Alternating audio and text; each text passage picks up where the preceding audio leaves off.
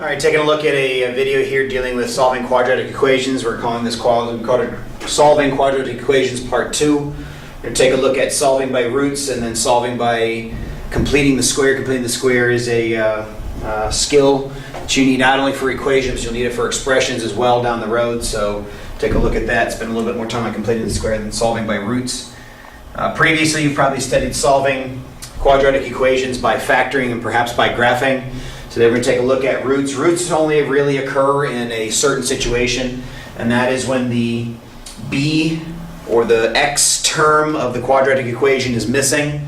Then we'll be able to solve by roots. So for example, just to start with an easy example, if we had x squared minus 9 is equal to 0, when I have that situation, I can move everything to one side so that I have a perfect square on this side. When I take the square root of both sides, this becomes square root of x squared is x, square root of 9 is plus or minus 3. We want to talk about that plus or minus real quick. If you introduce the square root into an equation, then the plus or minus must come with it unless there's a reason for it not to. Perhaps with the Pythagorean theorem, this minus would go away because you're normally dealing with lengths, and lengths can't be negative, but in this case, this is telling me that x has the potential of having two answers, positive 3 and negative 3. If I check that, negative 3 squared minus 9 is equal to 0. That's 9 minus 9 equal to 0, so that's true. So solving by roots boils down to getting the variable, the squared variable on this side by itself, moving everything else to the other side. So if I had 8x squared plus 36 is equal to 0. Then I have 8x squared is equal to negative 36. When I divide both sides by 8, x squared is equal to negative 4.5. If we're dealing in the complex number realm, that actually is possible. So we could go with the square root of both sides. If we're dealing in the real number realm, obviously that's not going to have a solution. X is equal to plus or minus I square root of 4.5, because the square root of negative 1 is 1. That's an imaginary solution that ends up popping out there in that situation.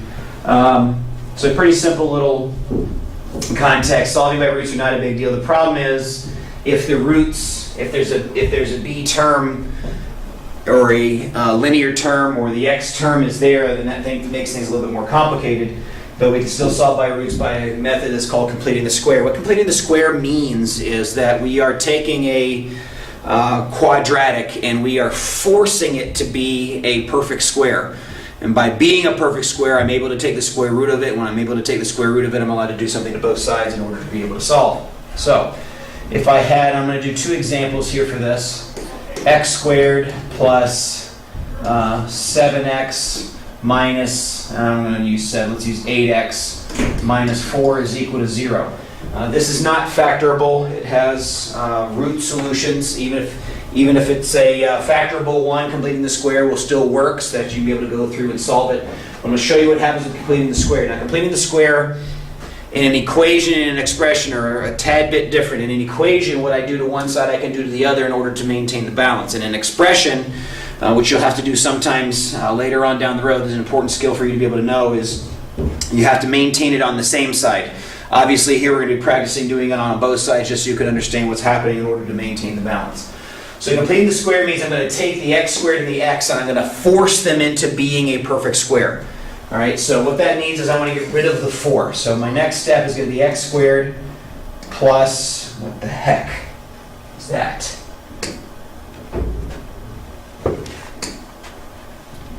X squared plus 8x is equal to 4. Now what I'm going to do is I'm going to force this into being a perfect square. So I force it into being a perfect square because a perfect square trinomial, the last value here in the expression is a specific multiple or a specific relationship with the b term or the b coefficient that's here. And what that means is you're going to divide this in half and then you're going to square it. So 8 divided by 2 is 4. 4 is 16. And now here's the reason why that ends up happening. What I now have is a trinomial, what's called a perfect square trinomial. If I were to factor this thing, it would factor into x plus 4 times x plus 4. What I've done is completing the square. I've completed the square. I've completed this part of the equation in order to make it a perfect square. So this becomes x plus 4, the quantity squared. X plus 4 times x plus 4 produces this trinomial. This is equal to 20. Now I'm ready to solve by roots. I can take the square root of both sides. So I take the square root of this. This becomes x plus 4. This side becomes plus or minus. 20 is 4 times 5, so this becomes plus or minus 2 square root of 5 when it breaks down. And then I just can move the 4 over, so x is equal to negative 4 plus or minus 2 root 5. That is the exact answer. If you want a decimal approximation, you can take these numbers and plug them into your calculator, and you'll be able to get what you need in order to find an approximate value. So in this case, I can just simply go in here and say negative 4 plus the square root of 5 times 2.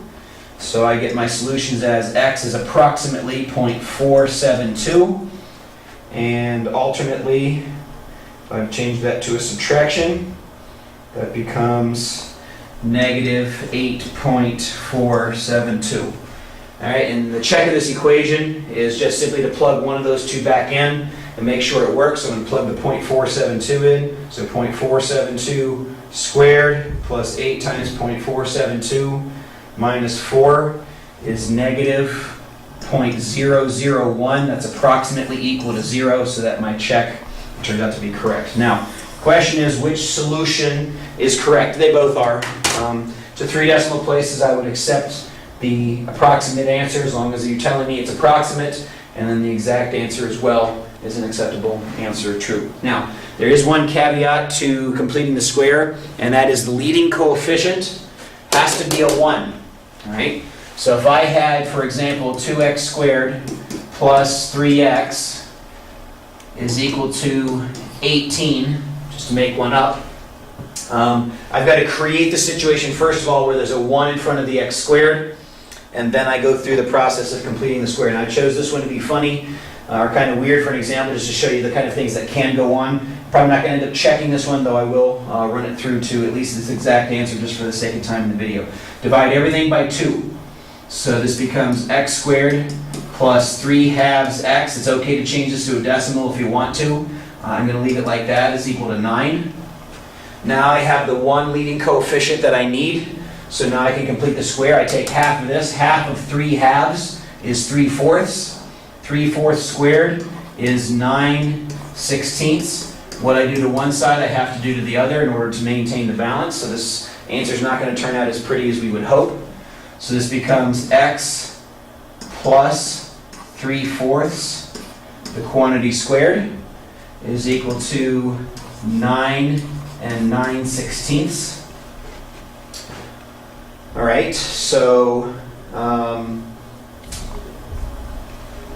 the next piece is to take the square root of both sides. Taking the square root of both sides, this leaves x plus 3/4 is equal to plus or minus the square root of, and by the way, this is why conjugate pairs happen with complex numbers. When you're dealing with this situation, this plus or minus comes in because of the square rooting that's going on. That's the reason conjugate pairs exist. The square root of 9 9/16. I'm just going to leave like that for just a second. And leaving it like that permanently, moving the 3/4 over. X is equal to negative 3/4 plus or minus the square root of 9 9/16.